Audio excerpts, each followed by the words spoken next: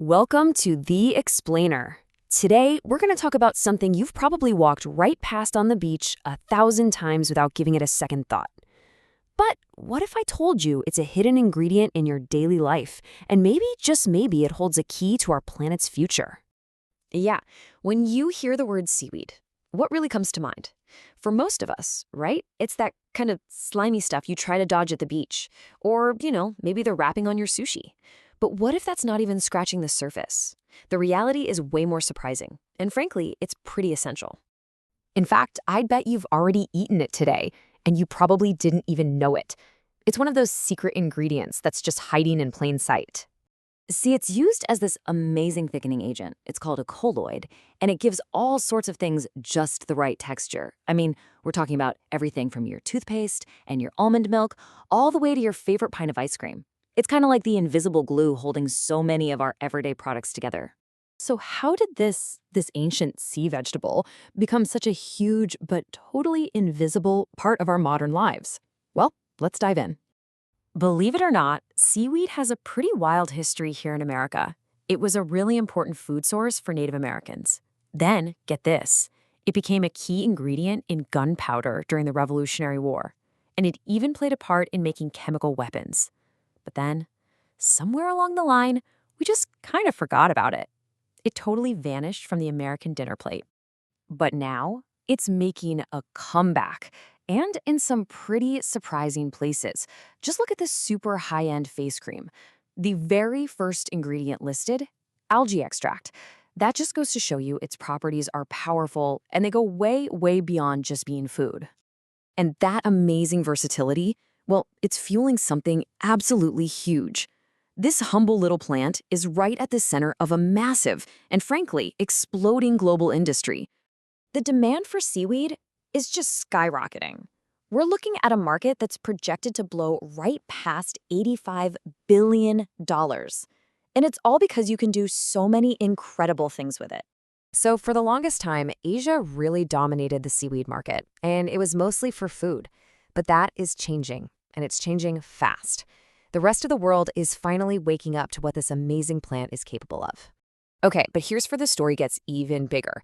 This isn't just about money or a booming industry. Seaweed plays an absolutely critical role in keeping our planet alive, in a way most of us have probably never even considered. We talk all the time about rainforests being the lungs of the planet, but the truth is marine algae, that's the real powerhouse. They produce up to 80% of the oxygen we breathe. 80%. And while they're doing that, they're also pulling huge amounts of carbon dioxide right out of the atmosphere. Okay, and if you think that's impressive, get ready for this. This is where it gets absolutely mind-blowing.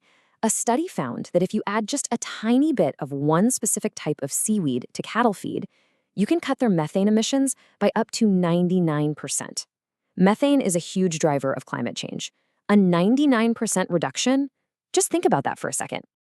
So, okay, the big question is, with all this incredible potential, how do we actually harness it? Well, there's a new generation of ocean farmers who are figuring that out right now, and they're pioneering a whole new way of working with the sea.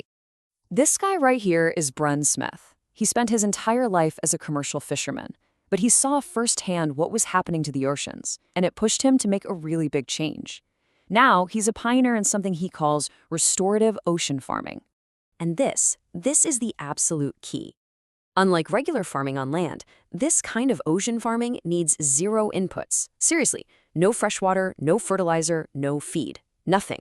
So instead of taking from the environment, it actually gives back. It literally helps restore the ocean. And what's really amazing is how accessible it is to get started. All you really need is a boat, a lease for about 20 acres of water, and around $20,000. That's it. You can have your own farm. The business model behind this is just brilliant, because it's not about just one thing. These farmers aren't just selling kelp and mussels for food. Nope. They're creating byproducts like bioplastics, they're collecting and selling data, and they could even get paid for the ecosystem services their farms provide, like capturing carbon. Okay, but there is a major roadblock. A pretty big one, actually. The hardest part isn't growing the seaweed in the water. It's what happens on land. It's the processing. We just don't have enough facilities, and building one costs over $1 million. That's the bottleneck holding everything back. But even with those challenges, the future here looks incredibly bright. I mean, seaweed's journey is really just getting started. It's moving way beyond just being the new kale.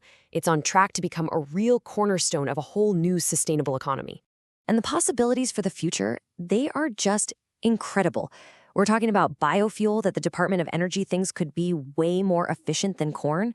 We're talking about bioplastics that could actually replace the petroleum-based stuff, a healthy alternative to soy. And oh yeah, it could create something like 50 million jobs in coastal communities.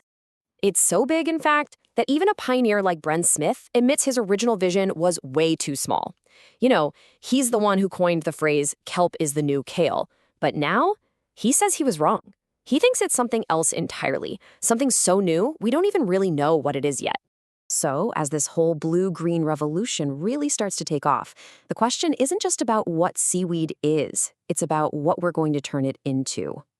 The potential is absolutely enormous, and it's just sitting there right beneath the waves awaiting for us. What will it become?